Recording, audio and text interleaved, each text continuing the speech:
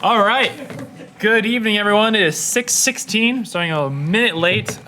Today is August 12th, 2022, and this is your Brattleboro Selectboard meeting. I think we can start with a look for a motion to approve the minutes. Sure, I'll move that we approve the minutes of August 2nd, 2022. Jess has made a motion to approve the minutes of August 2nd, 2022. Any discussion, board? And seeing no hands from the public, all those in favor? Aye. Aye. The motion carries 4-0. We move on to chair remarks. So I have two remarks for this evening. First, a request from the executive secretary. Is that the term? Assistant. Executive assistant. Something like that, yeah. Jessica has asked that I remind the public who comes into the select board meeting in person that they ensure that they sign in to the little sign-in sheet that's located on that clipboard right there. That just ensures that if you speak in the meeting, we've got your name down and can ensure that the minutes are accurate and that your name is spelled correctly in it.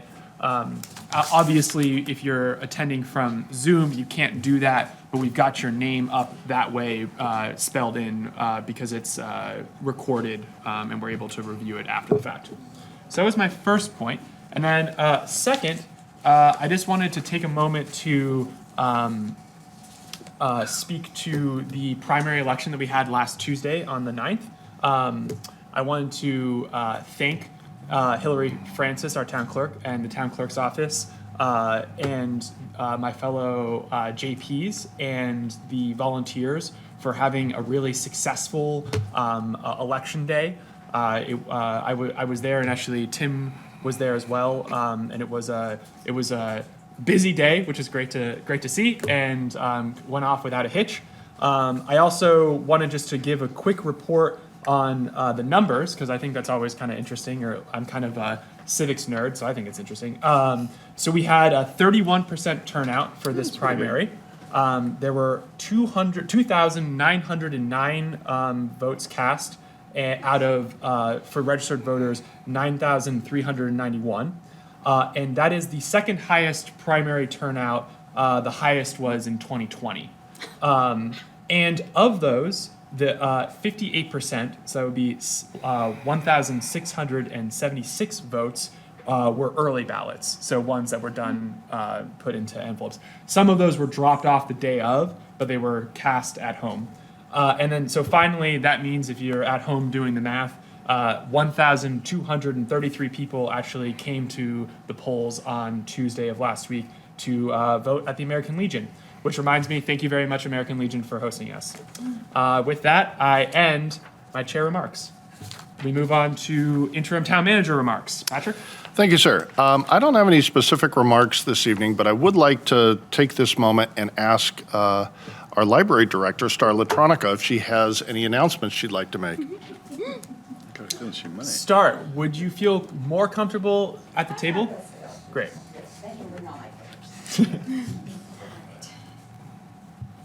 Well, thank you for asking, interim town manager. I do have remarks. So, those of you that use the library, and even those of you that don't, know that libraries are very responsive institutions. And basically, we evaluate and reevaluate, even on a daily basis, our services, our programs, our collection, our resources. But every once in a while, it's nice to take stock and take a view from the balcony instead of the dance floor, to mix a lot of metaphors there. And so every several years, we periodically take a good look at how we're doing within the community. And so the most important thing is to hear from the community, to hear what you have to say. Those of you that use the library and the potential users of the library. So to that end, we are holding a public forum a week from tomorrow Wednesday night at 7 o'clock. It will be on the main floor of the library, and we invite everybody to come and let us know what you think. Let us know what you'd like to see us do, what we're doing well, anything we can improve upon. And for those of you that don't want to come out and be with a lot of other people, we invite you to join us the following evening on Zoom. And so if you'd like to attend the Zoom meeting, just contact the library and we'll send you the link. And if neither of those appeal to you, you can always drop by my office and I'm happy to chat. Can we get the date one more time? Yes, thank you. Wednesday, August 24th at 7 o'clock. That's the live and in person. And Thursday, August 25th at 7 p.m. will be the Zoom. And since I have the microphone, I will say that we also have a summer reading program for grown-ups this year. It's not too late to enter. It's all Vermont-based, and it gives a broad range of books to read by Vermont authors, but we've mixed in a few things like enjoying some Vermont-made ice cream or a Vermont-made cold beverage. And then also for science fiction fans, Ian, I'm looking at you. We are having the science fiction reading group, and that will start August 22nd, so next Monday night. So come by and chat about science fiction. I'll be at the library a lot next week.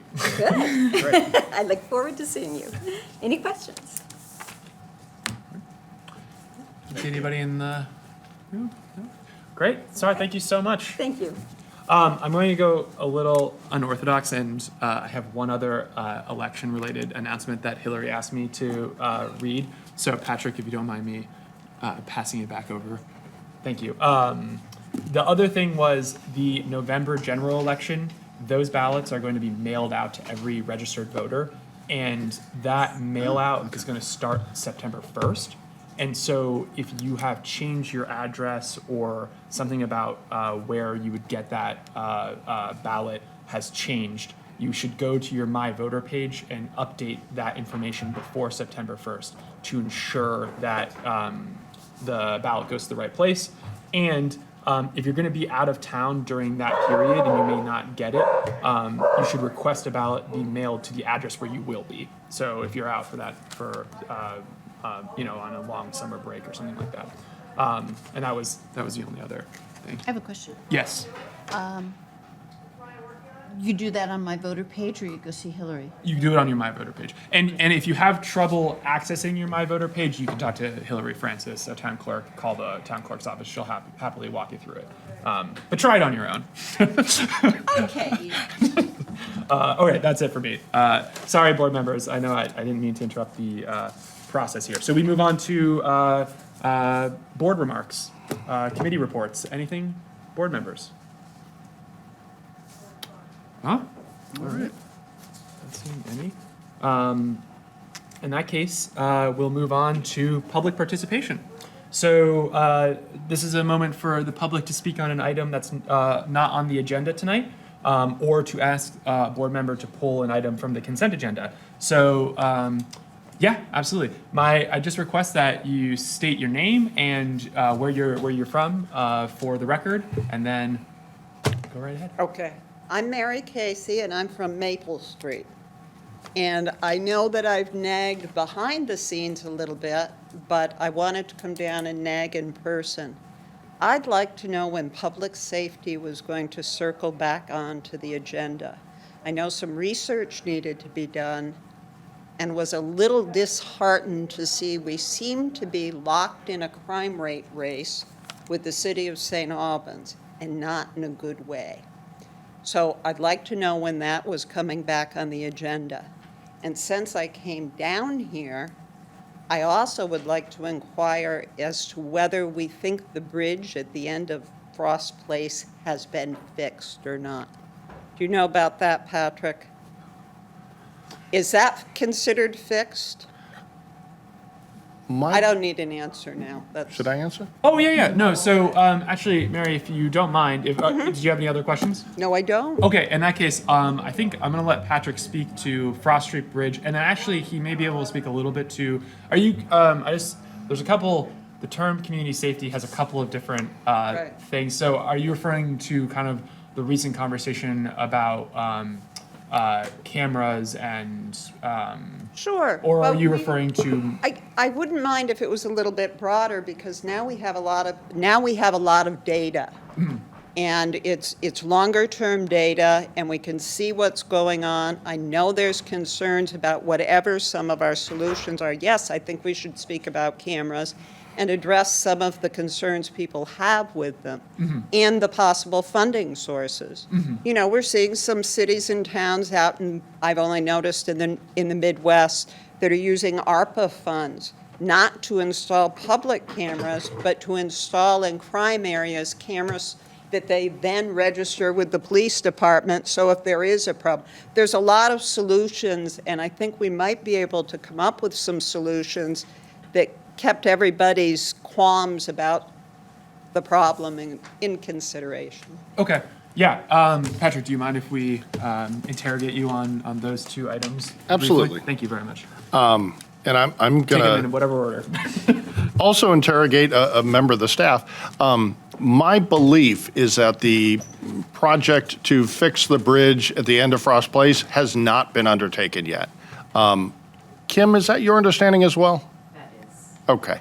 So that is, I do believe we have received the funding necessary to undertake that project. We just haven't accomplished it just yet, but that's coming. The larger question as to when is the board going to discuss safety concerns in the community? I don't know. It's going to be up a little bit to the board. One of the things that the board has asked staff to take a look at is the potential for a sort of an auxiliary public safety facility to be housed at the transportation center, and to take a look at options for installing cameras. That's underway, and when we get to a stage, which I don't think is going to be too much longer, where we've got something for the board to sort of chew on and take a look at, I'll let the chair and the vice chair know, and we'll get it on the agenda. Exactly when that is, I honestly don't have a more specific answer for you tonight. Well, what's it now, August? This year? Oh, yeah. Oh, yeah, absolutely. This year. Yes, absolutely. It would definitely be this year. It's, how many, it's, you know, September. yeah, September, October, somewhere in there, I would think. Okay, thank you. Thank you very much, Harry, for your comment. Look to the Zoom now. I don't see any hands up there. Jessica? No. Good. Okay, and I think everyone else in the public room is town staff, which I guess you could actually speak in public participation if you wanted to, so. But it doesn't look like it. So in that case, we can move on to the consent agenda.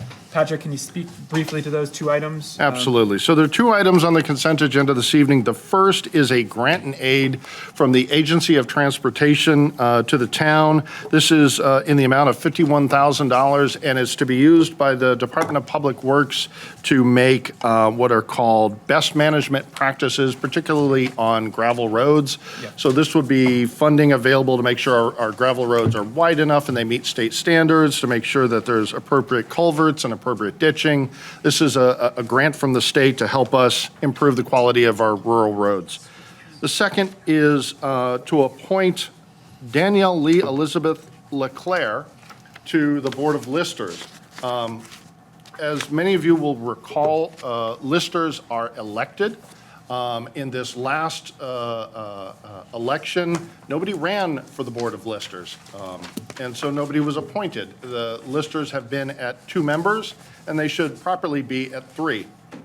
The assessor's office put an ad and announced that they were seeking applicants. I believe Danielle Lee Elizabeth Leclerc applied and has the support of the assessor's office, and is asking for the board to appoint them per town charter, which provides for the select board to be able to appoint elected officials in between election cycles. Great. Thank you very much, Patrick. Board members, anyone wish to pull an item from the consent agenda? Seeing no interest there, I would entertain a motion. I'll move to accept the consent agenda as presented. Daniel has moved to accept the consent agenda as presented. All those in favor? Aye. Aye. Aye. Carries 5-0. Welcome, Mr. Russell. Thank you. Apologies for my tardiness. No worries. And we move on. Oh, actually, yes, Jess. I move that we convene as liquor commissioners. Jess has made a motion. We convene as liquor commissioners. All those in favor? Aye. Aye. Carries 5-0. We move on to agenda item A under liquor commissioners, the Brattleboro, which is a first-class liquor license and outside consumption permit. Patrick, I believe you'll be presenting on that. Yes, sir. So I believe there might be somebody in the Zoom, at least, who is representing the business, the Brattleboro. This is at 770 South Street. As you said, they're seeking a first-class liquor license and outside consumption permit for, I believe, what is a sort of a bed and breakfast sort of a business. The application has been reviewed by the police and fire department, and staff has no objections. We recommend your approval. Thank you. Thank you very much, Patrick. Is Mr. Tinty in the select board meeting tonight? I saw him. If you, we're going to send you a, excellent. Hello, can you hear us? Yes. How are you? Doing well. How are you? Excellent. I'm Chad. I'm Ross. Hi, Chad and Ross. Do you want to just give us just a brief not presentation, but just a brief statement on sort of your business for the board? Yeah, absolutely. So we are a 3-room bed and breakfast that is opening in September. And we are looking to have the ability to serve wine and beer and like 3 to 4 different craft cocktails to our guests when they are on property. Excellent. Board members, any questions, comments? Liz? I read in the documentation that you have a considerable amount of acreage, so can I assume from that that there won't be any off-property disturbance? Correct. So adults only, 21 plus property. And so really the reason for the outside consumption is because we have a large deck off of the dining area that we'd like to utilize. And then also the ability to serve some drinks around the pool. Thank you. Great. Any other board members? Yeah, Jess, I have a just for fun question. please. Just for fun, you want to tell us what's special or unique about your business? Sure. So we are opening in September and we are making a luxury inn on this property. 32 acres. We have been really working hard on the remodel and the landscaping, and we have a retail boutique on site that will be opening as well. And we just really love the community and hope to welcome the community once we open to come take a look and finish all of the construction. Wonderful. Thank you. It looked really beautiful on your website. Thank you very much. Great. Thank you very much. I'm just going to look to the public to see if there's any hands on Zoom, and I don't see any in the room here. So board members, if there isn't any other questions or comments, I would look for a motion. Liz? I move to approve a first-class liquor license and outside consumption permit for the Brattleboro located at 770 South Street. Liz has made a motion to approve a first-class liquor license and outside consumption permit for the Brattleboro located at 770 South Street. All those in favor? Aye. Aye. Aye. Carries 5-0. Congratulations. Thanks so much. Thank you very much. Okay, we're gonna move on to, oh, actually, I'll take a motion. I move to adjourn as liquor commissioners. Liz has made a motion to adjourn as liquor commissioners. All those in favor? Aye. Aye. Carries 5-0. We'll move on to new business.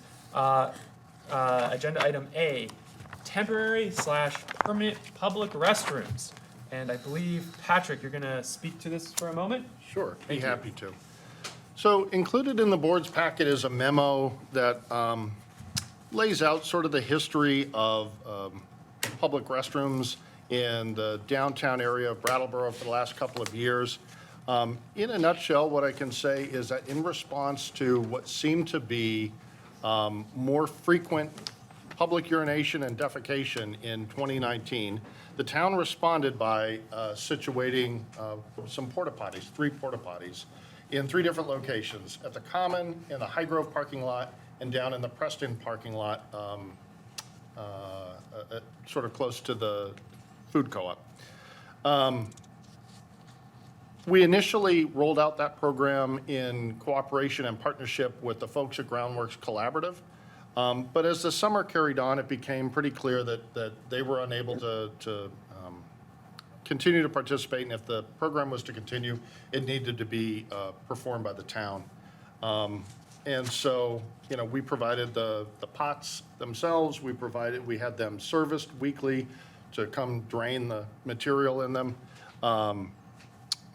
We were able to provide some rudimentary cleaning. That first year, it seemed to be effective. It addressed the problem in a number of locations. When winter came, the pots were removed and they were put away for the season. And when we came back the following spring, the world was in a very different place. The COVID-19 pandemic had begun in all seriousness, and the hotels in town had been opened up to a population that was struggling with homelessness, and there was less activity downtown. The problem seemed to kind of go away, but we kept the program running. We did, I would say, struggle with keeping the facilities clean. Initially, at the start of the pandemic, a lot of people were losing employment, and so we were able to hire folks who could take on the responsibility of cleaning the porta pots, which is a very challenging job. The reason being, there's no running water at these locations. There's no place where you can store consumables like hand towels or sanitizer or toilet paper or anything like this.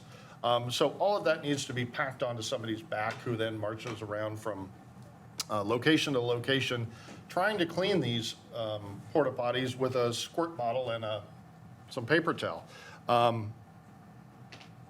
As the pandemic moved on, it became harder and harder to find people who would keep that job because, frankly, other more desirable employment became available, and we would lose people as quickly as we could try and hire them. Pretty soon, we wouldn't get any responses to our advertisements. We moved into the following year, and it fell to building custodian staffs to try and keep the porta potties clean.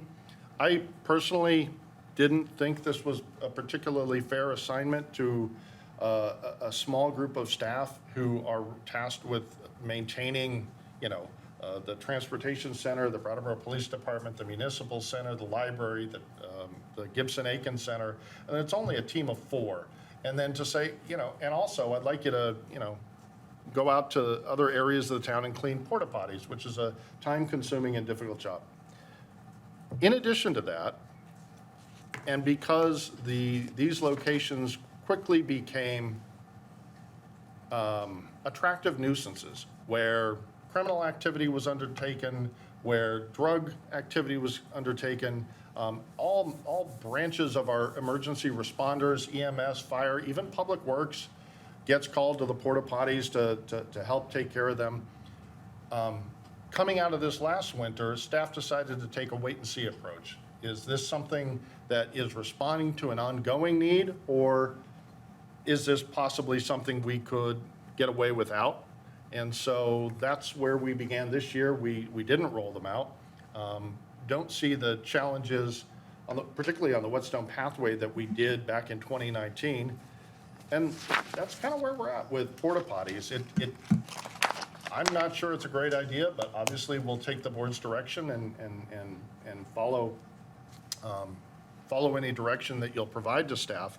One other thing that I point out in the memo is that there had been some research done by the planning department a number of years ago about fixed bathrooms and the potential for installing fixed, more permanent bathrooms in the downtown. That's a much better idea, I would think. There could still be illicit activity done in a fixed bathroom, just as there is in a porta potty. But the cleaning regimen is altogether different, right? A fixed bathroom would have storage capability. You could situate a year's worth of consumables in there. You could have cleaning projects. It's got running water, right? You can plug in a hose. These things are made with, like quarry tile and washable surfaces. You can get in there and clean the thing responsibly and well. If the board was interested in pursuing that, I think it would be a really good conversation that we could have at the staff level as to, where are some locations where this might happen, and where do we think we can construct these? If the board was interested, there are obviously a bunch of different designs for public restrooms, some of which are more fancy, and include things like being self-cleaning and, have a more attractive aesthetic to them. There are other options which are basically, your sort of bulletproof public restroom. And, options everywhere in between. So if that was something the board would be interested in, staff I know would be pleased to put some thinking behind and come back to the board, maybe with a recommendation, possibly something that could be considered for inclusion in the '24 budget, if that was your desire. Thank you very much, Patrick. So I think I want to just frame this a little bit for us, because correct me if I'm wrong, I believe, Daniel, you were the one who asked for this to be put on an agenda item. So in the agenda setting committee, I struggled a little bit with determining exactly what was being asked of the board, because the 2019 decision to put out the porta potties was a town manager decision. Didn't have board involvement. It was simply direction from then town manager Elwell to town staff to address public safety health hazard. With board support. With board support, absolutely. But it wasn't really like a board action. So where I see us now is this is much more of an opportunity for the board to have a policy discussion when it comes to the municipality supporting public restrooms in a capacity of porta potties or in capacity of a much more permanent thing like Patrick was just describing. So I think that's kind of where I would like this conversation to be at, that level. Like, what are we going to, if any direction are we going to provide Patrick and town staff with when it comes to where the select board is on that kind of policy direction. I saw Liz's hand first, but Daniel asked for this to be on the agenda. Would you mind if we defer I just to want him to first? frame his frame in Oh, a little yeah, bit. a double frame. Yeah. Excellent. Good. Reframe. Thank you, Ian. Thank you, Patrick. And Liz, I will not be long. He says that. I had a couple of members of the community kind of ask me, like, hey, where are the porta potties? And like a few financial reports back, I noticed that the line that was in there for them was like drastically underexpended. And so got to asking, and then, a meeting ago, we had a conversation around this that sort of led in this direction and said, hey, let's talk about it.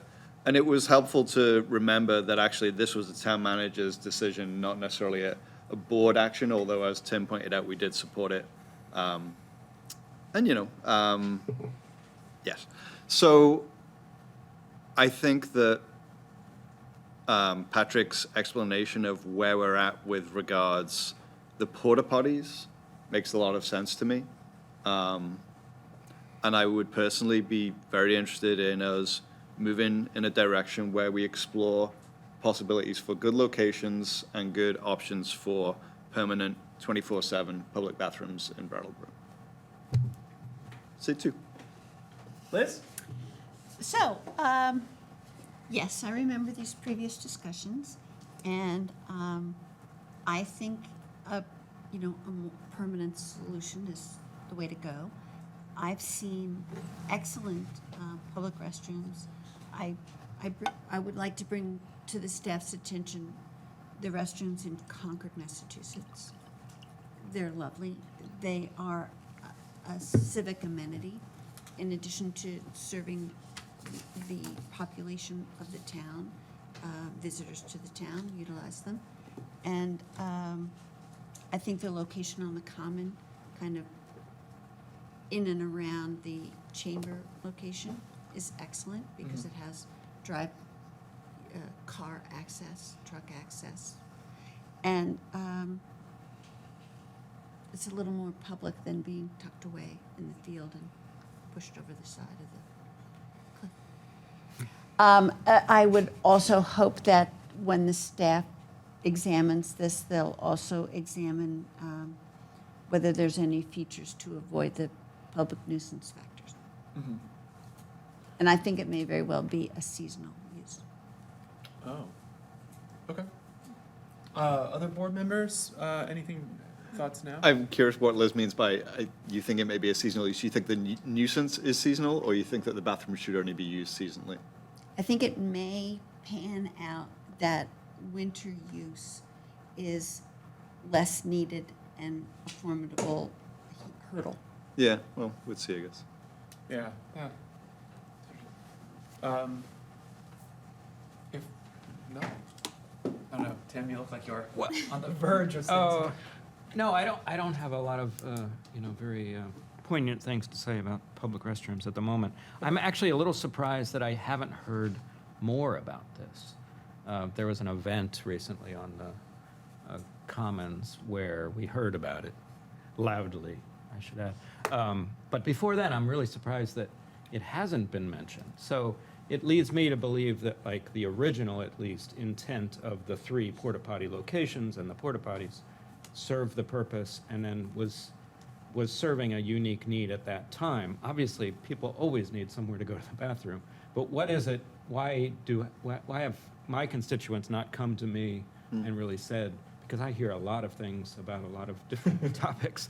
So I'm just sort of surprised that suddenly. We all share the same constituents. Absolutely, yeah, but Tim has special. But we will all agree, that constituents tend to have their person that they come to for certain items, right? For sure.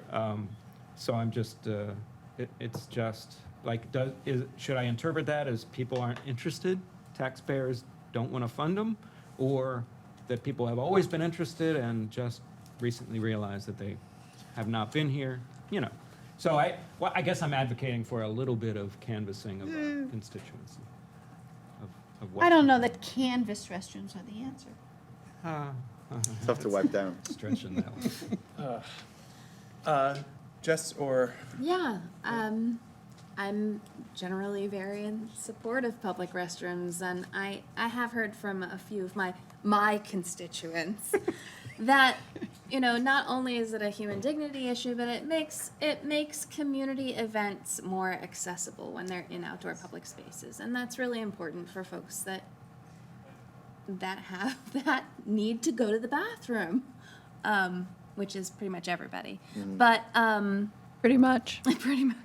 So human dignity is certainly an issue, accessibility, and then also your lovely point about visitors and making it a welcoming space for visitors to feel comfortable and not have to run back to their hotels. I think that's also a really, really valuable point. So to me, a permanent facility would be certainly worth the investment, especially in spaces where we see a lot of activity. and, yeah. No, go ahead. Oh, I was going to say, I think that the canvassing or seeing community interest, I think that could be accomplished at the same time as having staff kind of come back to us with additional information and maybe a couple options, and hopefully we would get some more public input then, and maybe we hear, why are you even considering this? But I think it really speaks to, it really is a municipal policy question. Like, in town of Brattleboro, do we want to pay for 24-hour bathrooms? And I think it makes a lot of sense, and for all the reasons stated. So I think it would make a lot of sense for the board to consider some options. Yeah, and it's a capital cost Totally. as well as an ongoing Yeah, And- there's multiple budgetary elements to it. cost. It could even be an ARPA cost. True too. I'm curious about the restrooms in the transportation center and if they are open on any sort of regular schedule or all the time? 8 to 4:30, Monday through Friday. Monday through Friday. And is there a reason they're not open 24/7? They're probably abused more than any other. And so, because there's nobody down there, it doesn't seem like, that's a particularly attractive nuisance. But, you know, to rethink that through the police substation idea might be workable. And actually, that has been sort of thrown about in the substation discussion, right? As you'll recall, the lobby down there is quite large, right? And the bathrooms down there are quite large. Yeah. Probably larger than they need to be.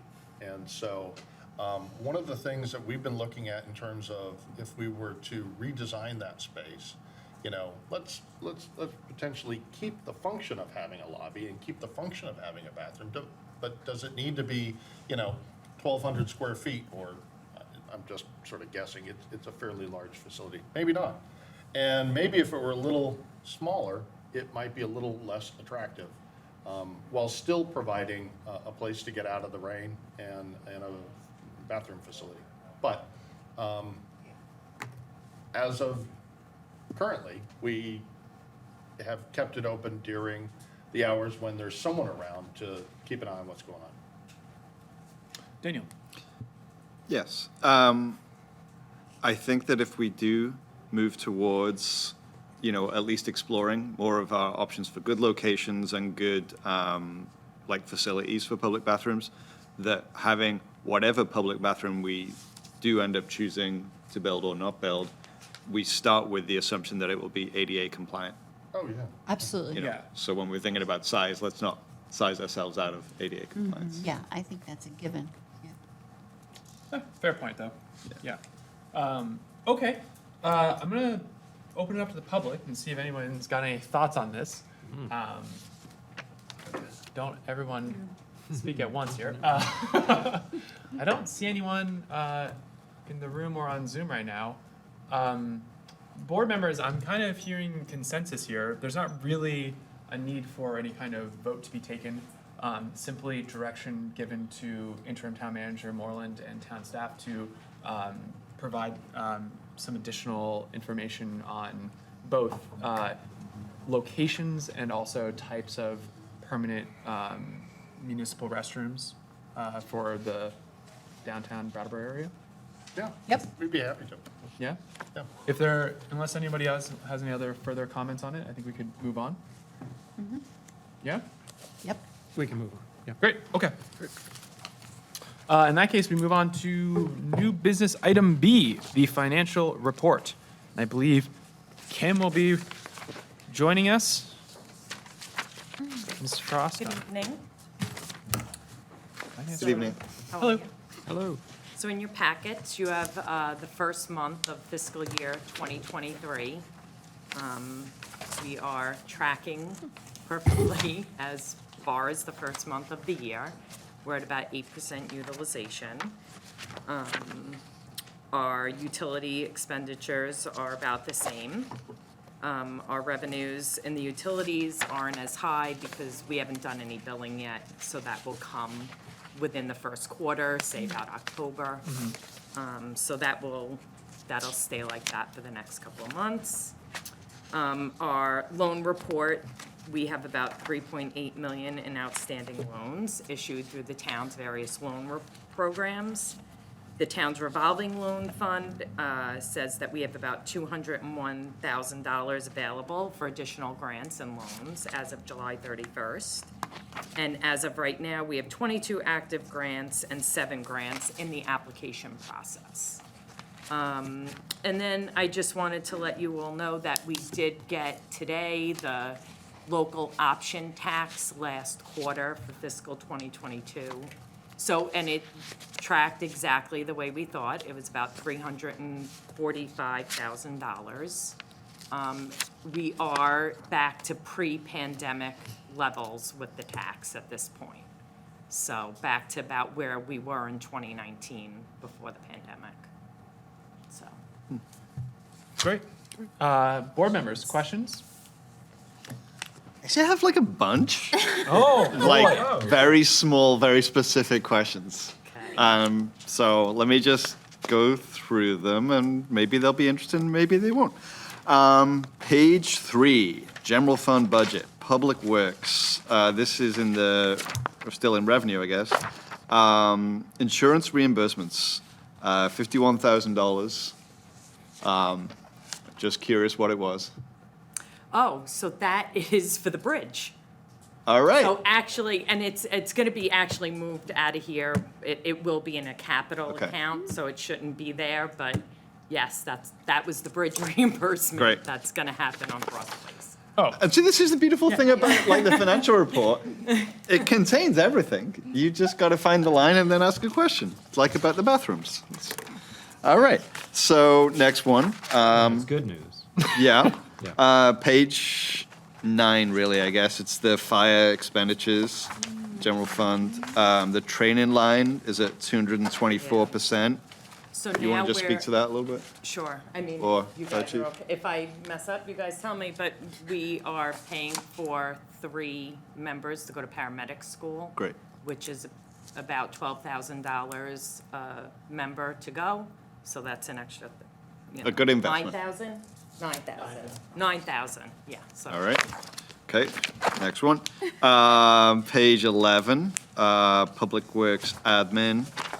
Oh, this one's interesting. Equipment rental outside, we have a minus figure in the expenditures. I'm That I'm curious. not sure, I'd have to see what Okay. that is. Equipment That I rental don't outside. have the Oh, answer for. interesting.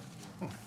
I'm assuming, I don't know. What, a minus figure in expenditures would basically It be could we have got been- money? Well, it could have been a refund Yeah. on something. I'd have to check, though. Okay. I don't have the answer for All it right, now. and I'm disappointed that Carol left because I'm going to go to the parks budget on page 14 and ask the same question I've asked now 3 Okay, times. I actually have that. I have the answers. Okay. From last time. Very good. Because I did speak to Carol about it. So, let me just get, If Carol's watching on her phone or something, I'm We're on really page ribbing. 14, which line? Page 14, program supplies and miscellaneous. okay, so They need to miscellaneous become was clearer.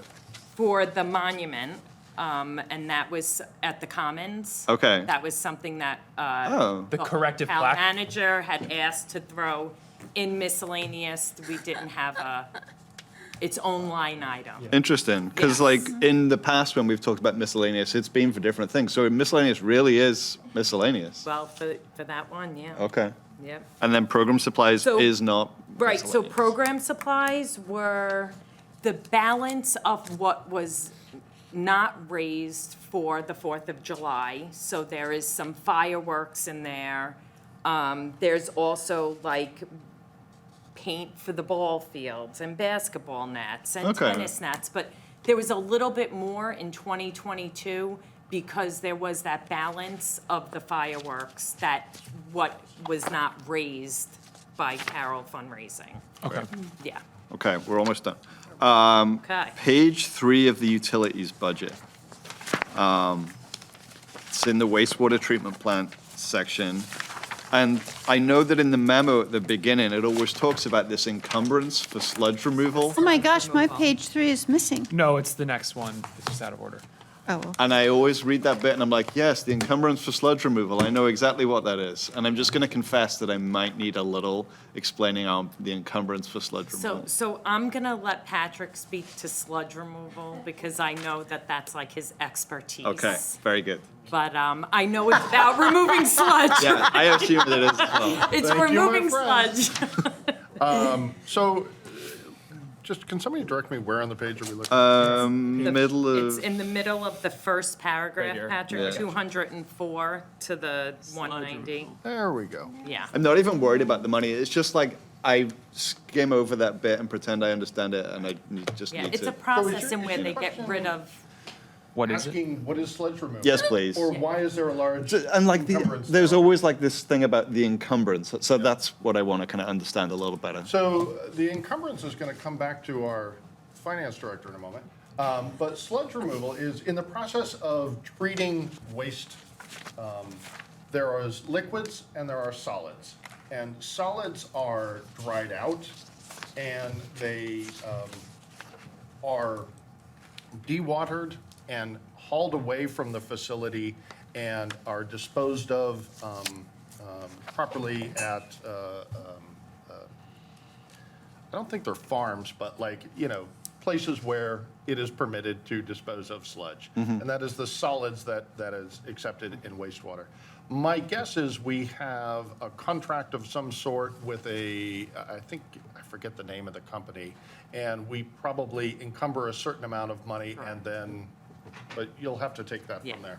So then, because it's a variable, right, we never know how much sludge we are gonna have, we set a certain price, and then whatever we use or don't use, we divvy up at the end of the contract.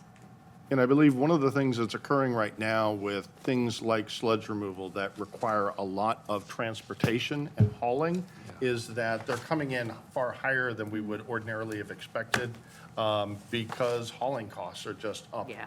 in every possible Yeah. industry. So, Gas and oil. Okay, all right. you have I'm another almost one? done, almost done. I got two, that's it. Two more, okay. And this is basically the same question. Okay. So the utilities fund budget, when you get to the last page, page 5 of 5, total all funds is a minus number. I'm assuming that's because that's billed quarterly, the bills just went out and we're waiting for people So, to pay well, them. bills did not go out yet for fiscal '23. Oh. So bills went out in July, but that was the last quarter of 2022. So the revenues are not going to show until we bill the first quarter of '23. So you have Yeah, July, August, September, we'll bill it October 15. makes total sense to me. Okay. And then the same kind of question for parking. The parking fund is in a negative balance, and I'm assuming we're going to expect it to find its way out of that hole sometime during the course of this year? Currently at 20. my recollection is we passed a negative budget with the anticipation that we would likely complete the year with a deficit. There have been some changes, as you know, down at the transportation center. Yes. We've lost, at the time we created the budget, we lost all of our tenants. And those tenants had historically been responsible for about $110,000 in revenue. So that's a big hit to the parking fund. We have since rented out the Dottie space, but not for a whole lot, to the construction company that is renovating 47 Flat Street. It's sort of an ideal opportunity for them, and, we're making a little bit of money, a little bit more than we had planned at the budget time period. But, we're going to need to think about, are there other ways in which, we could raise rates, right? And that could help to balance out the parking fund. If we situate a public safety station down there, there may be justification for the parking fund to receive rental income from the general fund, right? That might help balance out the parking fund. But at the time of passing this budget, it was anticipated that we had a deficit and something to take a look at next month. Okay, great, thanks. Wow, other board members, I don't expect that many questions. Sorry. Oh, I just have one. Great. It's on page 1. Okay. I'm curious about the in lieu of taxes payments. Sorry, Jess, can you repeat that question? I'm curious about the in lieu of taxes Great. Thank you. line item. I'm just curious, what's the timing on that usually? So When do those come? we did just bill them. The assessor's office works with the finance office, and we just sent those bills a couple of weeks ago. So this was July. You should see some revenue starting to trickle in August. Thank you. Is there any specific reason why it's not billed at the same time as taxes? Because it's hand billed, it doesn't go through the treasury office, so it's a calculation that comes from the assessor's office. So it's actually a bill that goes through a Word document. It's not, it doesn't go through our regular system, NEMRIC. So it lags a couple of weeks between the billing. Very interesting. Thank you. Yeah. I have a super easy one, but Yeah. it's not the same subject. No, mine isn't even a question. It's an appreciation. I just glad that we have a finance director. It's been a while. You should wait until the end, because you mentioned local option tax. Does the meals and rooms traditionally come in right at the same time? It's the local option is both. It's the rooms and meal and the sales tax. So they both come in at the same time. Oh, So but that figure you gave, that figure I gave, the 344, so the sales tax was 231 and the rooms and meals tax was 113 for the final quarter of 2022. okay, that's very important to me. 231 For sales tax, yep. Okay, And 113,381 for rooms and meals. okay. I wish I had my chart in front Yeah, I of was me, gonna but say, that's, what's, Where does that put us with the total? yeah, what's our Okay. annual? What do we get for So, the year? yes, so the annual for rooms and meals for Mm-hmm. fiscal 2022 was 450,288. for rooms. Yep, and then for sales and use tax was $1,018,559. And that gave us a total of 1.4 million, 1.468 if you want to write it down. 1.468,848 for the total. For the year on sales. Yes. Wow. And that was up 11% from last year. Okay. Which we got about 1.3 million. Yeah. Would you mind sending those around or just? Sure, Yeah. Thank you. no problem. What's that? I'm gonna wait and see. Okay. I just want to say I would have asked questions, but Daniel beat me to it. Okay. You got I asked him you got every one of yours. That's on your behalf.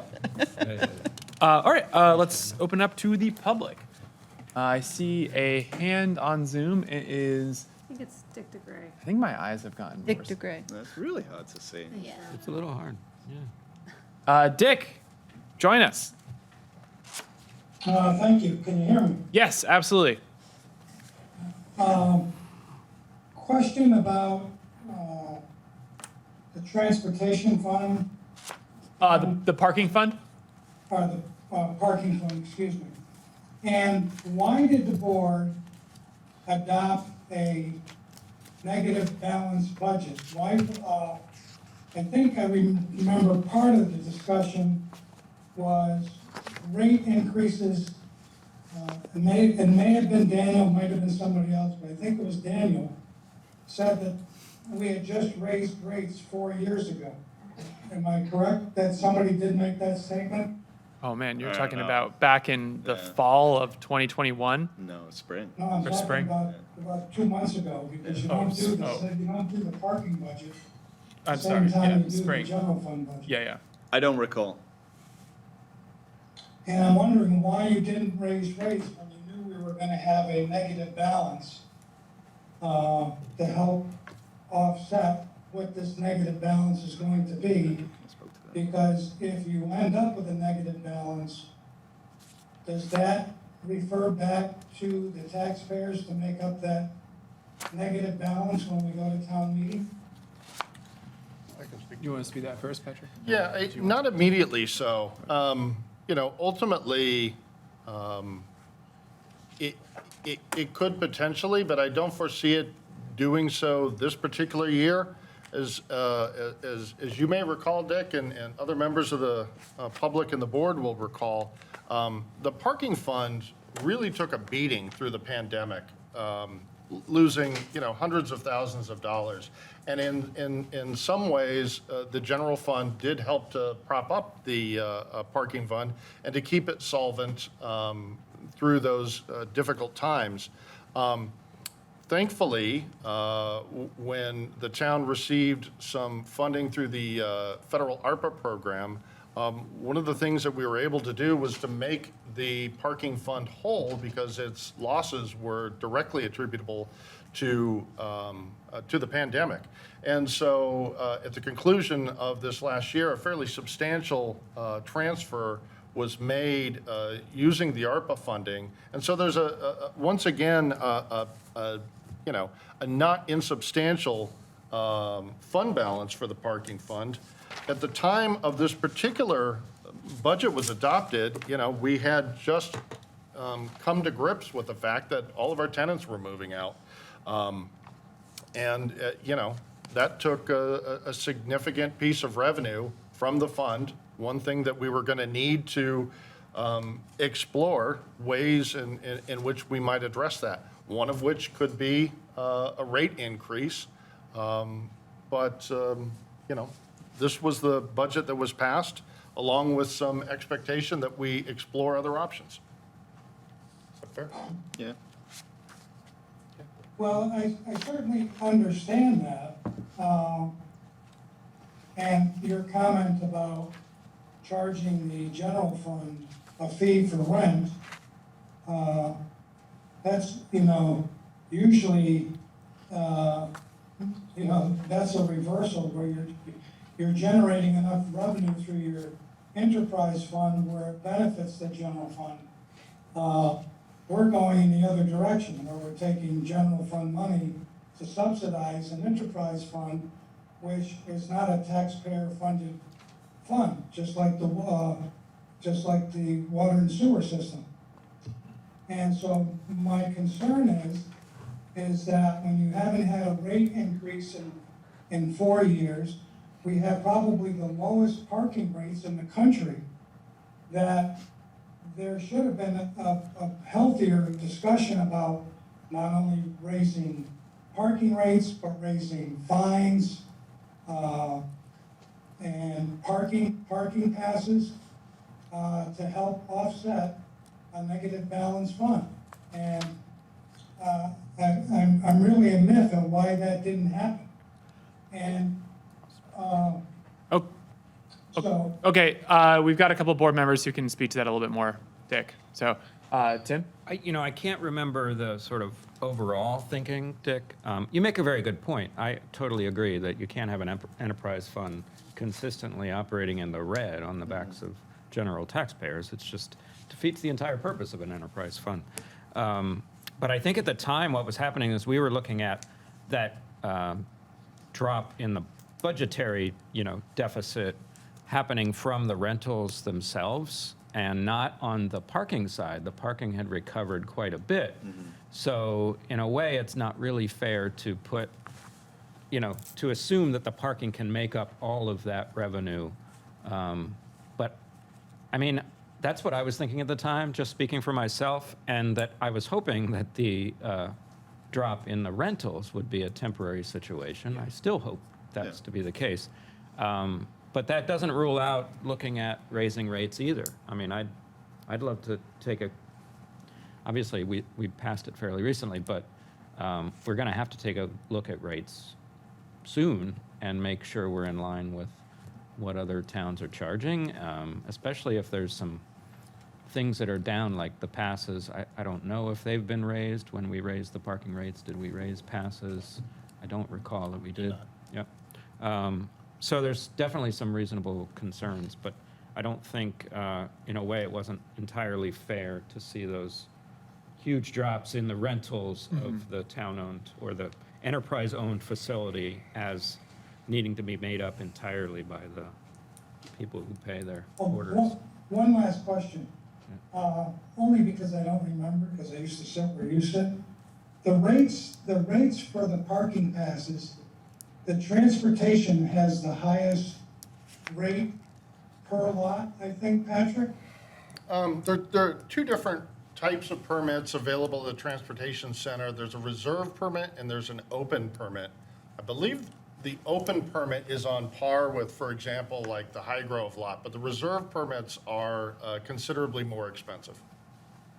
And it's my understanding, and maybe it's not true, but I know of quite a few people who have changed their permits from the transportation center to other lots in town because they don't want to deal with the issues that are going on in the transportation center. And do you believe that'll have negative impact on the permits and the revenue, actually, for the bottom line. Speculation. You know, I don't have an answer for you. If somebody's getting a permit here instead of there, it wouldn't have an opinion, it wouldn't have an impact. If someone's not getting a permit altogether, it obviously would. Yeah, sure. So, Could be haven't seasonal. seen any particular dive in permits from last year that I believe. It's a little early this year to be able to gauge that, so. Right. Okay, thank you very much. I appreciate Sure. it. Thank you. Thank you very much. One other thing I can't help but thinking of when, you know, is there some work that can and should be done here? Absolutely, there is. Let's not forget what happened at the end of March and at the beginning of June, right? We had another transition in the town manager's office, and so there is work to be done here, to be sure. There's plenty of work to be done here, so. Okay, thank you, Patrick. Yes, sir. Liz? I just have two comments. The first is that the new parking meters are much more user-friendly, and people are using them, which means that there's less fines. And that's good altogether. And the other thing is I share the same thought that Tim had, in that I don't think that the parking meter public needs to compensate the town for the lack of revenue from the rentals. And I think that we, you know, are going through ideas for what to do with that space, and we're acting as responsibly as we can at this time. And I think it's just a circumstance that we have to deal with. Other board members on that? Yeah, I mean, I assume that the rental situation is a temporary blip. When we get some rental income from that, it's, you know, we're currently 20,000 in the hole. So, you know, even a modest amount of rental income over the course of this year is going to help offset that. If we, you know, find ourselves next spring in a situation where the parking fund is like deep in a hole, then yeah, we'll need to take a long, hard look at it. But for now, I'd say wait and see. Yeah, it doesn't exclude us taking a look at where our rates land, you know. Yeah. I mean, it sounds like there's disagreement on the board on it, and that's fine, Okay. but we could Well, absolutely look that's at it. what I'm saying. Yeah. I'd love to, at our next set, you know, time period of speaking to the budget of the Yeah. enterprise fund, of this particular enterprise fund, I'd love to take a look at rates. Okay. Doesn't have to be a deep dive. I think we could probably accomplish some of that ourselves with Yeah. some field research. Thank you. Excellent. Okay, so we'll pull back to, we're on the finance report. So is there any other questions on the finance report? I guess I was with the public. I don't see anybody else wanting to speak from the room or on Zoom. So board members, unless you've got other questions or comments for Kim, Jess? One little comment, something that I noticed in the police department budget, which I guess I want to celebrate, is that the overtime numbers, the overtime cost so far, it's progressing at a much slower rate than it usually does. So our police officers aren't having to work as many overtime shifts, with it, I think is great leadership and great structure that we've got there. And I'm really excited to see that that's the direction we're heading. Because I know that was one of our big expenses, especially in the police department budget, was police overtime. So nice work. Thank you, Jess. In that case, I think I would just entertain a motion. Great. I'll make, Yes, Tim. unless Liz wants to do No. so. I'll make a motion to accept the financial report as presented. Tim has made a motion to accept the financial report as presented. All those in favor? Aye. Aye. Motion carries 5-0. All right, we're going to move on to new business agenda item C, which is an EMS update discussion. So I'd invite Chief Howard and AC Kier to the table. This is an opportunity, the Select Board has asked Brattleboro Fire to present to us and to the community once a month as we are in this transition period with a new provider. And so they are have some numbers and information to provide us.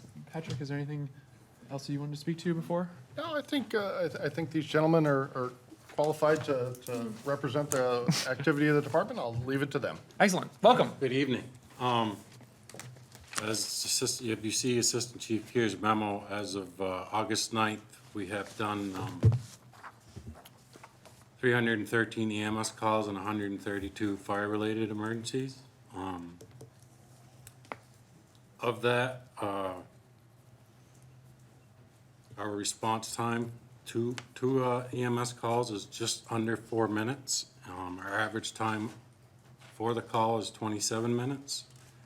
We have had the need for 2 ambulances 55 times, the need for 3 ambulances 9 times, and the need for mutual aid 0. We have transported 199 folks, and Golden Cross invoiced $72,216.40 as of 7/26/22. I did get late this afternoon an update on that, and they've billed for $109,452.80 and have collected $28,530.80. Overall, things are going very smoothly. I mean, we're 6 weeks into it. Yep.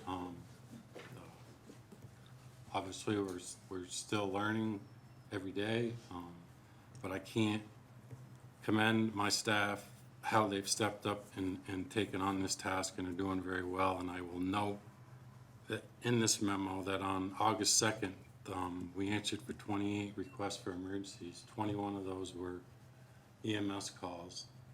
2 of them were mutual aid calls to another town, and we were able to do that all ourselves without calling mutual aid to help ourselves. So I can't commend them enough for that. Staff is working on training, and Dr. Swozy, we've met with Dr. Storm once, who's our EMS director. Nothing but positive from him. We've had a few minor issues we've had to work to as far as reporting issues that allow him to see the reports, but him and Dr. Swozy are pleased with how the transition has gone to this point. I will open it up to you folks with questions or that you may have. Great. Thank you very much for the presentation. Board members, questions, comments for Chief Howard or AC Keir so far? Liz? I just want to comment, that's a very positive report, especially about Dr. Swozy and Dr. Storm opinion. Thank you. Thank you. Yeah, the board members? Tim? I'm sure I'm speaking for the whole board when I, when I look at this, it's just like, wow, because every one of these is such an important story to so many people. And like, just to have this, just to get a little bit of glimpse into what our staff is dealing with on our staff and Golden Cross dealing with on a daily basis is really valuable, and I think it makes it, human. It's not just numbers when you read them. Just so the public knows what Tim Sorry. through is a list of calls that we've done from July 1st to today, Yeah. or this morning. And we're looking for the board's comments on if that's what they like to see or if they want something different. And if so, let us know. And to the public, they're welcome to either email myself or Assistant Chief Keir, and we're happy to email you the same report, or you're welcome to stop by and we'll print the report out for you. So that's what Tim was referring to. Yeah. Daniel? Yeah. First of all, I just want to kind of thank the fire department and Golden Cross staff for the work that they've been doing since July 1. AC Keir has provided us with regular updates. There's a spreadsheet that I look at periodically and check in, and I guess that's kind of what I have here in paper form. The one thing I would say is if we're going to make this information more readily accessible for the public, and I've kind of felt this way about the police data as well. We live in a small place, and knowing the full street address allows me to be like, oh yeah, my neighbor had, such and such an incident. And they might not want me to know that. So like, taking off like the street number, I think just kind of makes everybody feel a little bit better. And I'm not quite sure, about how that pertains to the police department records. That would be my only request if we were going to make this more readily available. I think it's good for the public to know. From myself, reviewing that data regularly gives me a feeling of gratitude. I feel reassured. I look at some days where it's like, okay, we went to 5 calls today, 5 EMS calls. And other days, where there was 21 of those calls. And, I think that 28 call day is a massive outlier. Mm-hmm. And I'm also assuming that you could have a day where you have 8 calls, and it could be 8 really difficult calls, right? So it's not only a numbers game. It doesn't just matter about volume. I'm grateful for all of the work that goes into every single one of these calls, going from dispatch all the way through to the hospital staff and then getting back to base and, and the leadership that you guys provide too. So it's helpful to see. Thank you. Thank you. Other board members, before I open it up to the public? Nope. Yeah. Just one more thought. I really liked the section in AC Keir's memo about the 2 entities working together and the teamwork, and that each is learning from the other. The ambulance is learning about the town, and the town is learning about the ambulance. And makes all the sense in the world, but it's nice to see. Yes. Absolutely. Yeah. I echo all of my fellow board members. Thank you so much. Thank you to the Brattleboro Fire Department and to the employees at Golden Cross. It's incredible work that's being done, and we really appreciate the transparency, you guys coming to speak to us, so that the public can also be aware of what's going on. I'm really grateful and I'm glad to see that it's going well.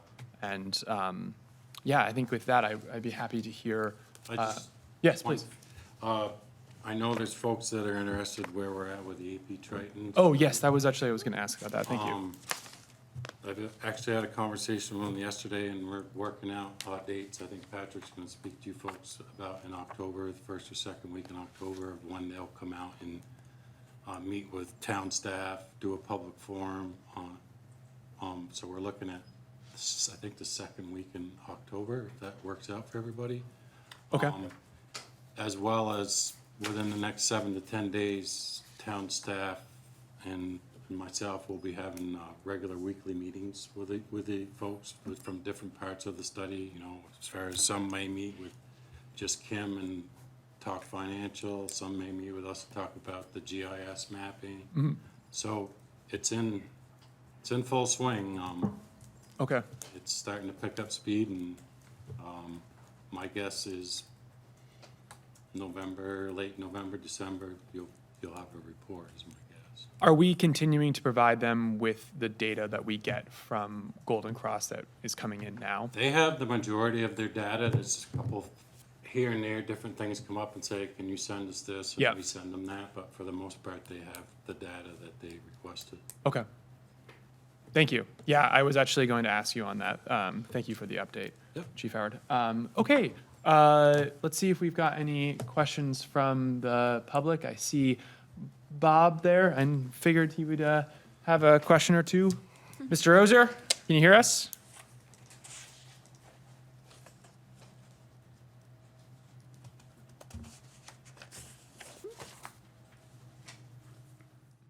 And I think I'm here. Can you hear me? Yes, we got you now. Yes.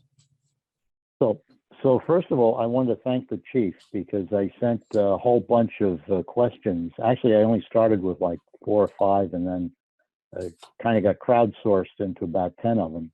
And the chief took the time to answer those today. So if anyone is interested in that, I'm sure that's part of the record, and we can look at that. Just following up, if I may, so on those questions, and the chief just did mention that 109,000 and change was invoiced recently, and what was collected was 28.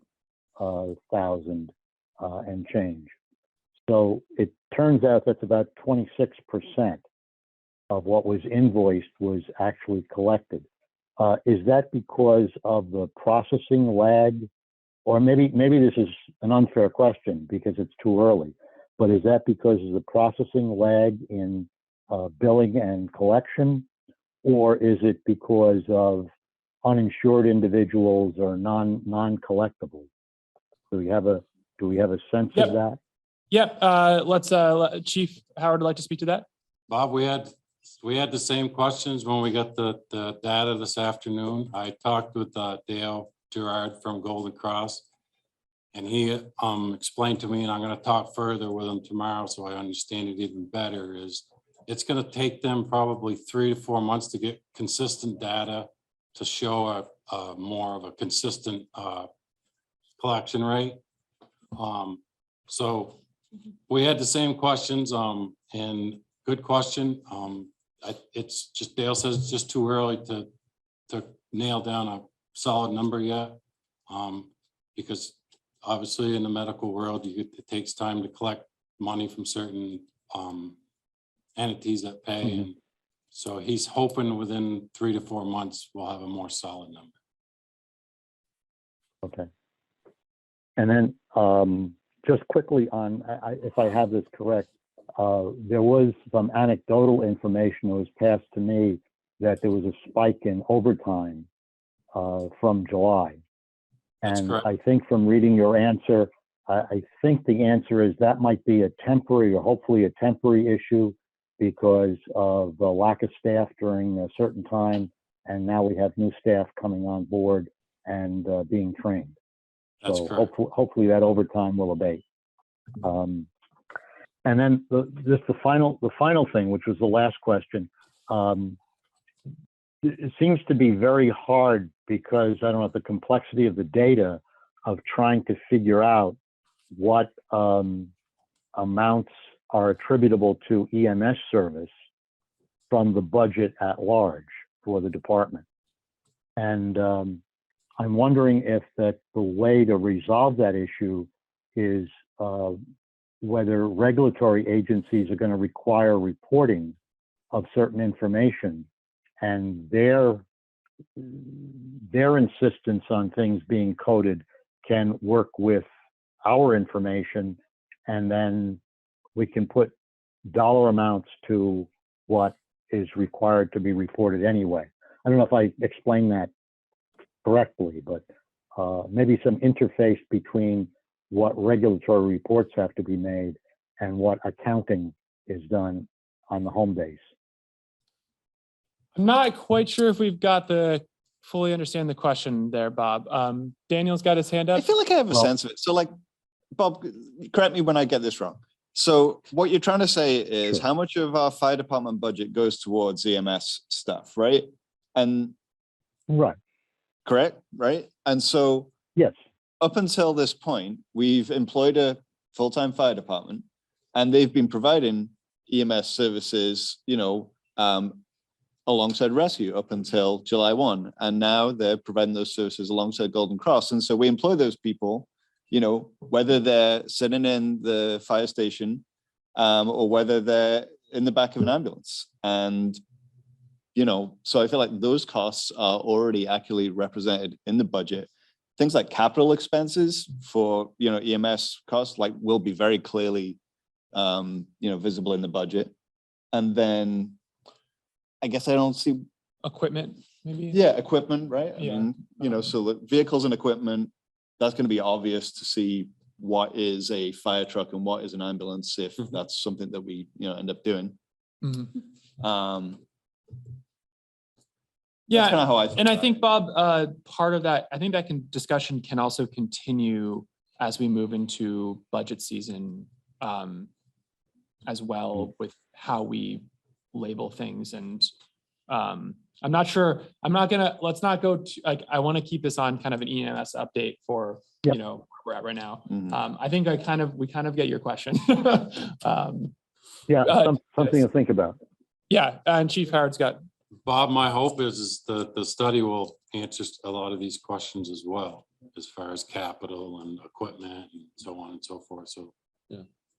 that's my hope, and that's my impression that that's what will happen. So we'll have a document showing us what things are going to cost and be. And, we're not reinventing the wheel here. We've got, I'm sure, hopefully the study can shine some light on it too, but just how do other towns, once they've made, this kind of adjustment or in the process of making an adjustment, like have they recalibrated their numbers and changed, added some budget line items or something like that? Okay, thank you very much, Bob. Okay. Thanks again. Yeah.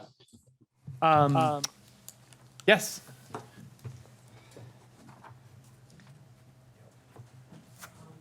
Honor from Brattleboro. This is just a request, not a comment or anything. And you may have said you're going to do this, but because I don't want to bug you, like every week, I'll ask you now. Can you include the call list automatically with your monthly report, like the police department does? Yeah. Okay. Yeah. Because Yeah. I enjoy reading the police department's thing. So it'll No. Yes. that'll be great. We just printed off Okay. because they've asked previously about it.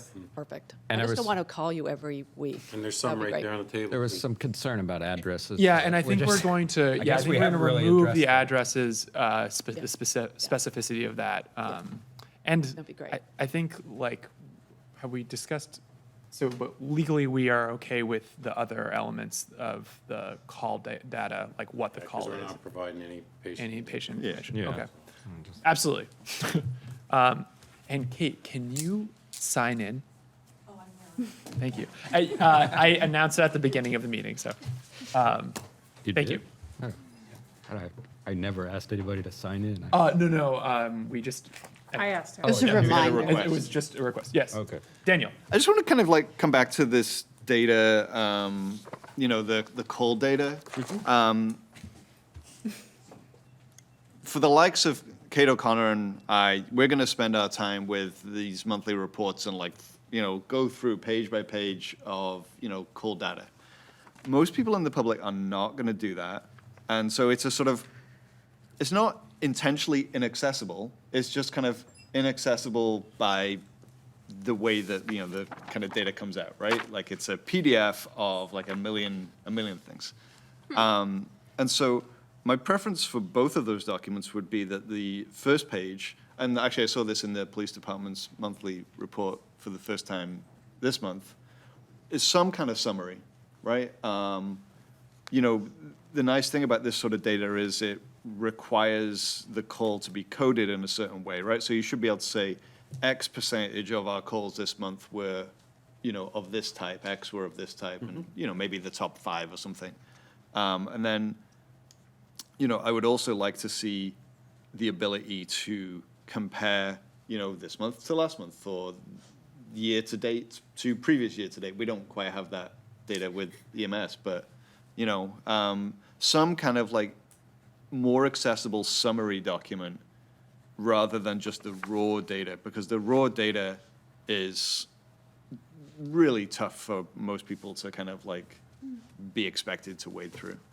We can provide you, I know we can come up with a pie chart to show you like Yeah. 72% was medical calls. Yeah. He likes charts. Service like calls charts, were 10%, fire calls were this percent. We Yeah. can do that, yes.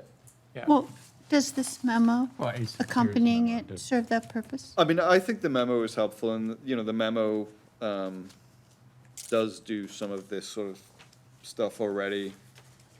Presumably, we'll get to a state someday where, every second meeting of the month is not necessarily an EMS update. I'm just guessing. Yes. But you're still going to want to have some data available to the public on a regular basis Like we that do with includes some detail and perhaps a little summary, right? Yeah. As part of the monthly report? Yeah. And as we move forward with a better town website, and as we're already moving forward with better communications through the town, being able to put that information out there in the world is just good for transparency and good for people understanding what's going on. Yeah. If you feel that it'd be helpful that we post this data that we send to you weekly. I find that data very useful. We can post it weekly on our websites, social media sites, if you feel that's helpful. I don't think necessarily social media, but maybe the website. Okay. Just to be clear, the chief is referring to data that says like average call time, Very you know, specific how to long it EMS. takes to get to. It's very specific to EMS, yeah. Yeah. Calls clear. I find that like analysis of it really helpful, you know, and I look to that first of all before I look at like the. So as long as we're still doing these, you know, once a month updates, perhaps what we'll do is bring back some options for, you know, an ongoing monthly report that includes sort of like a dashboard in addition to some detail.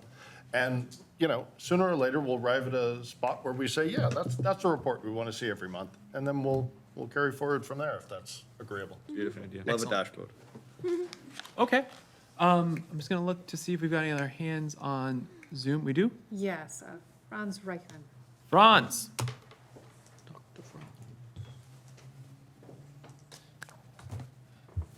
Dr. Reichman, can you hear us? I am here, having unmuted myself, and I trust I'm audible, visible.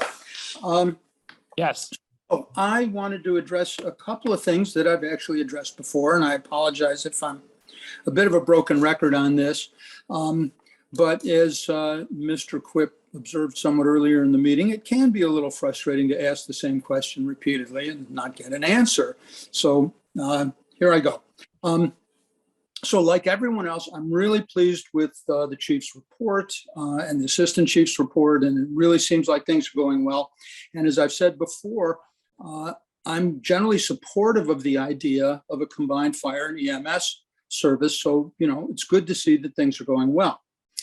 But it's clear to me that nobody thinks that the process over the past year went well. And the transparency around that is, as you said, Ian, the transparency is very important. And there really hasn't been an open discussion of what happened and what we need to learn as a town from what happened. Were there things that could have been done differently? And I have tried to assemble as well as I can. I've seen other efforts as well to put together a timeline of what happened and where did things kind of seem to go off the rails. And I continually come back to the period from early February to late March when there's just this gap in what was going on. You know, we know that the town manager met with the rescue director and they failed to agree on, you know, what should happen with return with in terms of openness and sharing information and stuff like that. But from that point in early February to the end of March, we don't know anything that happened. Were there any red flags? Was there any discussion of, hey, what's going to happen with rescue? You know, it's just a really big blank space. And it seems to me that during that time period, there could have been things happening that would have averted some of the kind of last minute preparation that had to be undertaken beginning at the end of March so that we would actually have services on July 1. So I'm still very curious to hear, you know, just what do we need to learn from the difficulties that we encountered. And I think everybody agrees that it was really a difficult time to stitch this all together.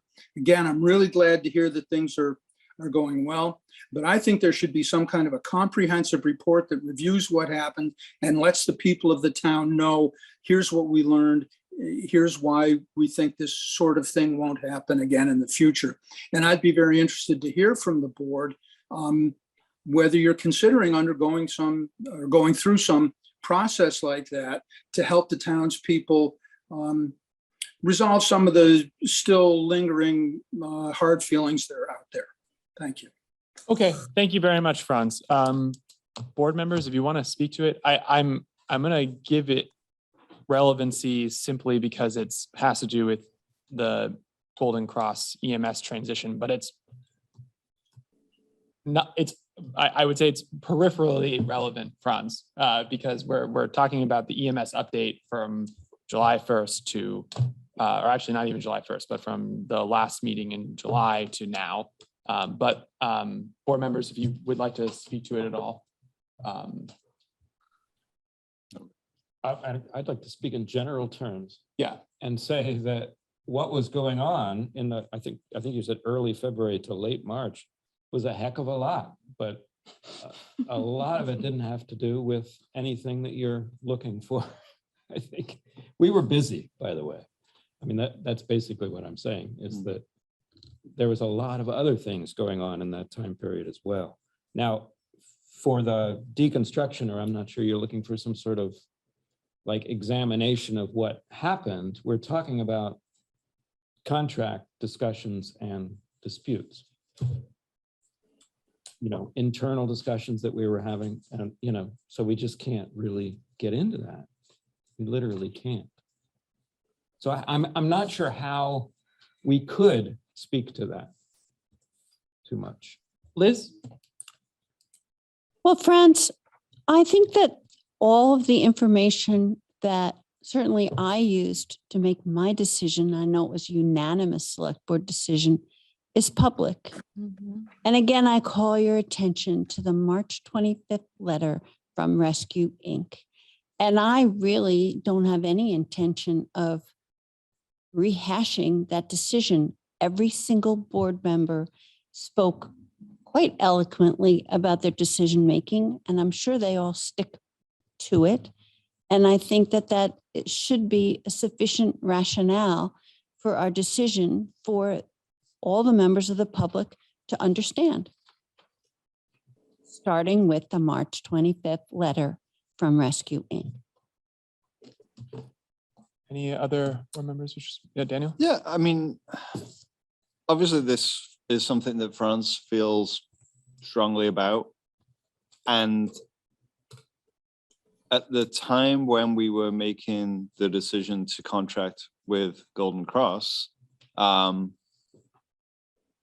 was the thing. And I'm really happy to report that most days I'm sort of like, I don't even really remember much about that time now. Like, I'm just so happy that I don't need to think about things like that. And I can just trust that the Brattleboro Fire Department and Golden Cross are out there every single day, serving all of these people and doing an excellent job. And like, I'm really grateful to be able to have kind of moved on from what was a really difficult time to this time where I'm like trusting that things will just continue to work in the way that they're currently working. Like, I don't see why all of a sudden it's going to go off the rails. You know, like, we have a bunch of people that are out there every day doing still in work.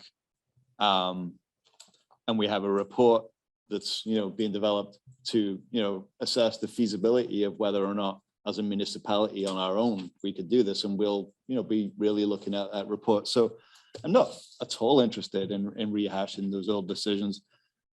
And I understand why some members of the public still are kind of thinking about those things. But for me personally, as a board member, I'm focused on like what's happening right now with this, what's coming in the future, and I'm not interested in going back to the past. Okay. Unless Jess had anything to say. No, I just am fully in agreement with Daniel and also Liz that a lot of the bulk of our decision-making was based on the things that are already made public. All right. Thank you very much, Franz. Any other? And we've got, 3, 4. okay. Yep. So Dick next.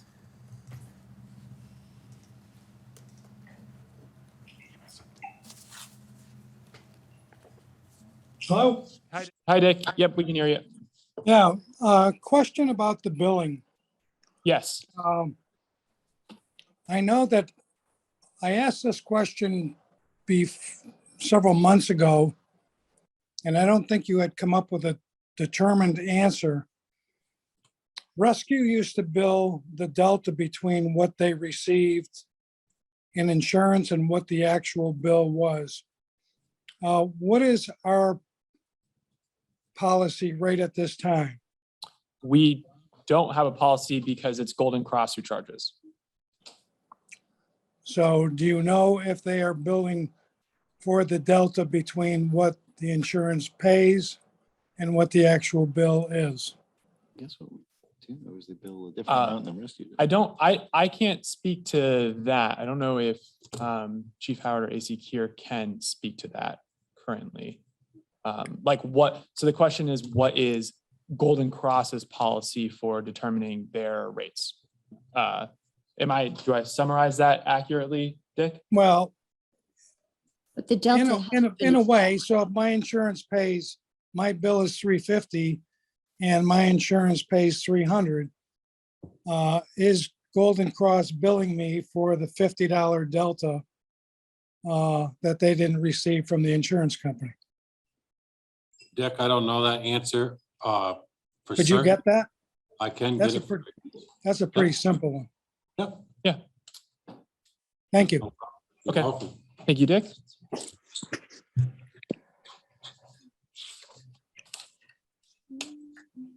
We have Zach. Zach, you wanna, I'm catching myself in my own bad habit of just asking people to state their name and where they're from for the record. Our last couple have been people we know, so I apologize. I'm not trying to single you out. No, absolutely not. It's Zachary Rounds, Burlington. Thank you for the opportunity. I just have a question for the select board. More of just be aware, actually. So I heard someone very recently say that they weren't able to compare EMS calls for like current to like what was being experienced in Brattleboro previous to July 1. Just for all of your like information, I think it's important that you know that your dispatch center, Brattleboro Central Dispatch, can provide historical EMS data regarding any calls in Brattleboro. So I think that's important so that you guys can be successful in your comparisons moving forward. But then my second comment is, and maybe Chief Howard isn't able to answer it, and that's okay. But I just wonder, in regards to Golden Cross personnel, are there any considerations in regards to the hours that they're working? And I ask because I have several colleagues that work at Golden Cross Ambulance, and I've heard that there are a lot of long hour shifts going on. And it's not necessarily happening at the Brattleboro station, but it's whether or not they're getting off duty in Westminster after 36 and then going to Brattleboro to do another 24. So I think that it's important to understand if Golden Cross personnel are working, 50 hours straight and then also treating patients. So that's just a question I have. I would have to defer your question to Golden Cross as they're Golden Cross employees. So I'm happy to ask it for you if you're willing. Okay, yeah, we can look into it. Thank you, Zach. And we've got last there, if I can get it. It's Bob. It's Bob. Okay, Bob, I'm going to hold you to just one question here, as you've had an opportunity once already with multiple.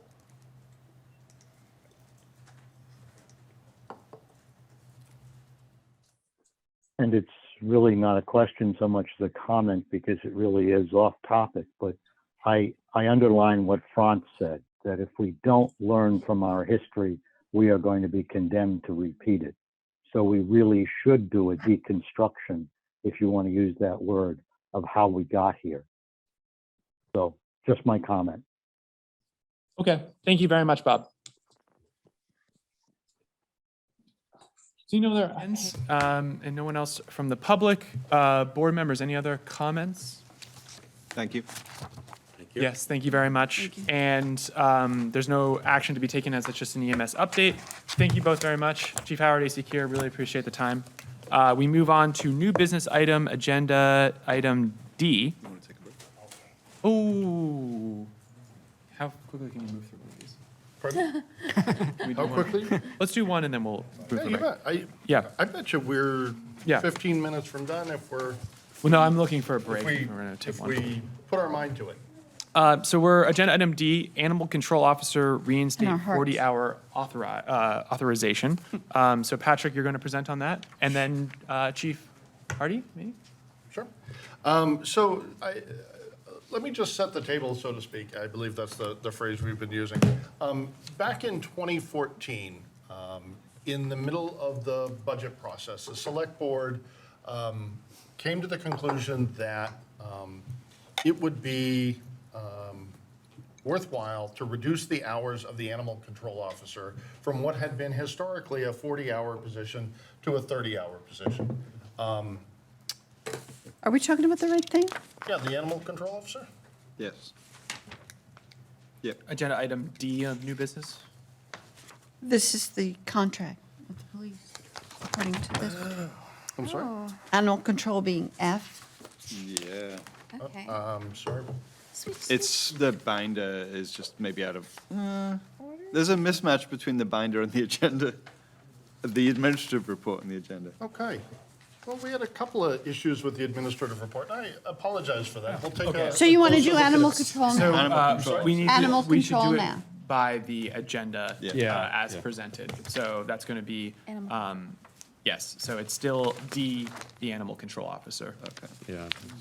Excellent. And like I said, I am From the agenda. deeply sorry. We'll take a closer look at the administrative report as we move forward to make sure it agrees with our agenda.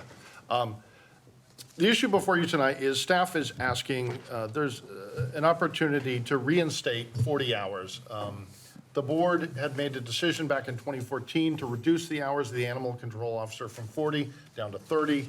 This provided a savings of something on the order of about $8,000 annually.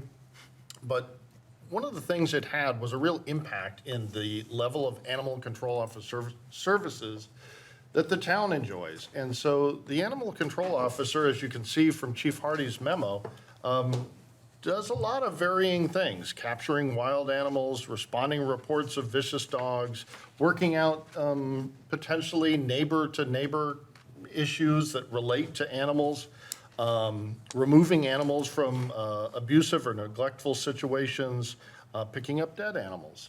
These are all the sorts of things that happen within the animal control officer. And as many of you may have seen from the Reformer article that was out maybe a week or two ago, the animal control officer has retired. Kathy Barrows was with the town for, I believe, 36 years. She had a great career with the town.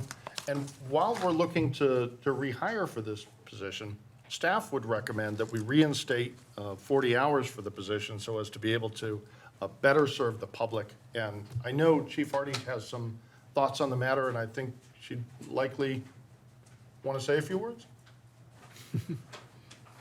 Chief, welcome. Hello.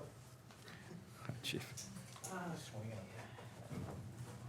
I think Patrick really has made the statements that we've discussed really clearly. One of the reasons that I want to reinstate this position as a full-time position is not only for the fact that the scheduling we will be able to do with it as far as coverage of more overlapping shifts with it and at least one part of the weekend with it, which is where we see calls that we do not have the staffing to answer these calls. This year already, we've had 152 calls for service for animals alone. We've had 7 bites. We've had 7 dog bites. One of them, unfortunately, was one of our male people that was bitten.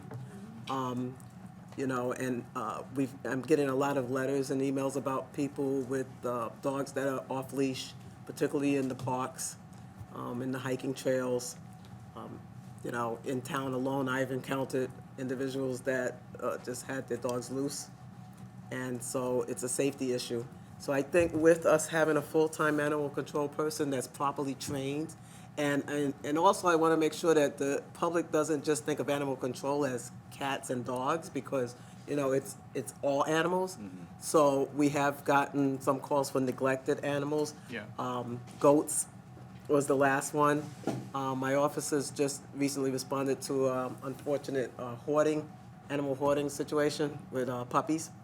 And plus the fact that some of the other things that we're responding to, we're seeing animals that just are a secondary thing that may be in the premises or in the house.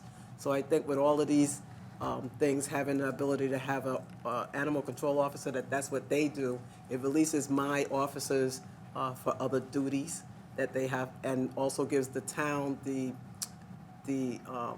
what it needs from an animal control officer, because we also have not been able to run our free rabies clinic that ACO Barrows was instrumental in doing. We've not been able to just get enough time or staffing to be able to do that, so we're behind in that. And also with the municipal tickets that come from some of the, just keeping track of all of that, and the cases and follow-up. So I think all of these reasons combined would be why I would ask for the animal control position to go back to a full-time position. Excellent. Thank you so much, both Patrick and Chief Hardy, for the presentation. I'm actually going to break custom and just say very quickly that fully support it. I actually know someone who's utilized this, the animal control officer, and noted to me that the inability to access them on the weekend was a real issue. And so I think I really appreciate that this memo and this proposal addresses this issue. It's a real need in the community, and I fully support that. So I just wanted to get that out of the way right front. Liz. Well, I agree. And I think we need a full-time officer and animal control officer. And I imagine it's much harder to fill the position if it wasn't full-time, and that this is a full-time job and we should have a full-time person to do it. Other board members? Yeah, so bringing it back to the community safety review, there was an item in the community safety review that recommended taking animal control out of the responsibility of the police department and putting it in a different department. Right. And I think one of the concerns was that there would be additional policing on folks who may have animal calls made for their pets or things that may be triggered by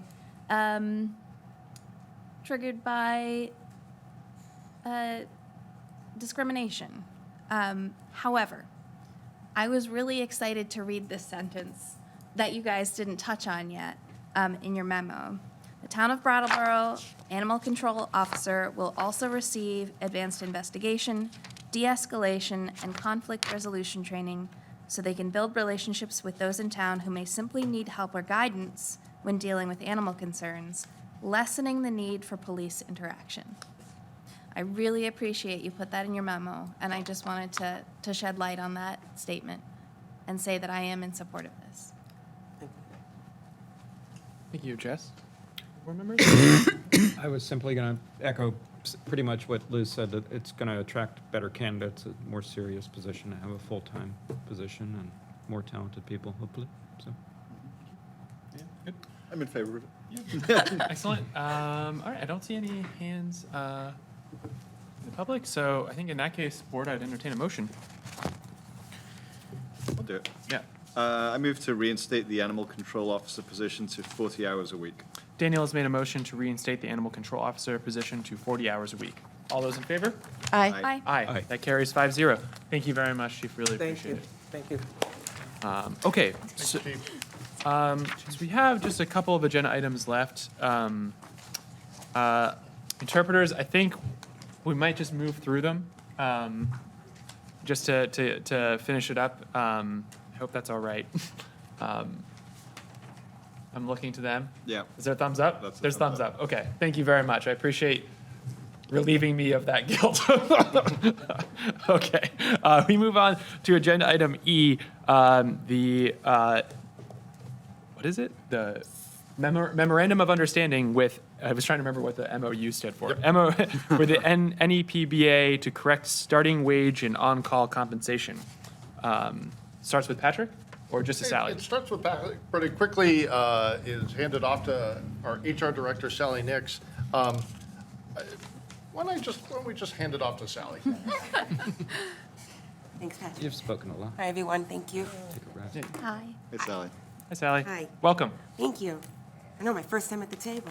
Ooh. Ever? Nice, Ever. right? It's always been, the last time I was here was on Zoom. Oh, my God. Oh, wow. That's a big deal. Yeah. Thank you. So yes, like Patrick was mentioning, we've recently had some discussion with the NEPBA, specifically with the dispatch representative of the union. We recently had some resignations that have caused us to put out some job ads, and we hadn't been receiving a lot of applicants. And in discussion with them and Chief Hardy, who is present as well, it was something that maybe we should have discussed back in November when we had gone through the collective agreement with the officers of helping to help with recruitment purposes. We had dropped the training rate. So we wanted to bring in line with the dispatchers to help with the recruitment for them as well, to bring them more in line with, they're also in that contract, so offer them the same opportunity. So it would be dropping the training rate, and it would be entry level at their step 1. And then we also discussed about adding on-call pay. And again, this language is very similar to what the officers receive for their on-call when they're assigned to be on call. And so we would be looking to for your approval to move forward with dropping the training rate and then adding the on-call pay. Great. And then Patrick. Oh, yes. And if I can just add, to put this a little bit in context, in the last major round of union negotiations, we were dropping the training salary rate across the board. We did it with the officers, the police officers, we did it with the firefighters. And the reasoning, it was really based on the advocacy from HR Director Nix, who was saying, with these, artificially low starting wages, that puts us in a position to be advertising at rates that are kind of below market. And so if we were to eliminate those training rates, we're able to advertise that we're starting people at something closer to what they're going to be earning. And so we did that in each of those other instances. It was really just an oversight that we didn't do it with the dispatchers. And had we thought about it at the time, I'm confident we would have included that. So. Great. Thank you very much, Patrick and Sally. Board members, any kind of question or comment? Yes. Just one question about the on-call pay. That's not going to be different for folks if they worked longer, if they're at a different step in the salary system. It's all flat $10 an hour. Flat, yes. Yes. Okay, thank you. I have one quick question. So the justification for removing the training rate when we were looking at the police was pretty compelling, and it's equally the justification here kind of like be in line with it.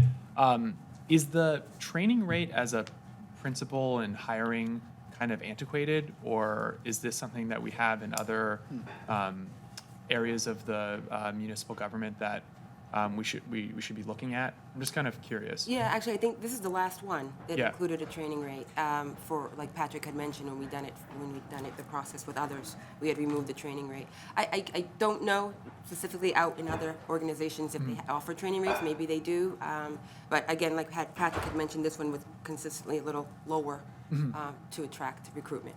Yeah. Yeah, I hadn't really heard of it until working or being on the select board, so I was just kind of curious about it. But makes total sense to me.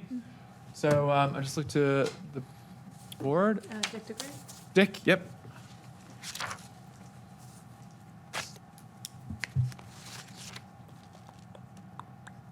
A question, is Sally doing negotiating for the town as a human service director? Human resources, I would be a part of the team, yes. And why would the human service director be negotiating? I would almost think that's a conflict of interest where you kind of, if employees have an issue, they come to you, and yet here you are negotiating, possibly against. And so I'm just amazed at why you would be in that position and that's someone else, town manager or assistant town manager. So if I can speak to that. Yeah, please. So Ms. Nix is the Human Resources Director, and we work very closely together in any union negotiation. And, I specifically, in my present role as the interim town manager, liaise to the select board and keep them informed and work pretty much hand in glove with Sally with respect to communication with the unions. So we're a team. Sally's just here tonight presenting. I asked her to put together the memos. She did. She's presenting the information. But the content is really something that was discussed probably more primarily between myself and the select board members. Okay. Thank you, Dick. Any other hands? Don't see any. Board members? Nope. In that case, I will look for a motion. Jess, do I see a hand? Sure. I move that we approve the memorandum of understanding between the Town of Brattleboro and the New England Police Benevolent Association, number 412, for the period of July 1st, 2022 through June 30th, 2023. Jess has made a motion to approve the memorandum of understanding between the Town of Brattleboro and the New England Police Benevolent Association, number 412, for the period of July 1st, 2022 through June 30th, 2023. All those in favor? Aye. Aye. Aye. Carries 5-0. Thank you very much, Board. We move on to new business agenda item F, which is a memorandum of understanding with the Union of Steelworkers to address scheduled night work. Patrick? Sally? Yeah, Sally. sure. Yeah, so again, this was after discussion that we're looking to bring forward for approval for you. This would be for in adding, again, to knowledge of past practice for the night work compensation. Again, in line with other contracts, we offer shift differentials for different hours of night work.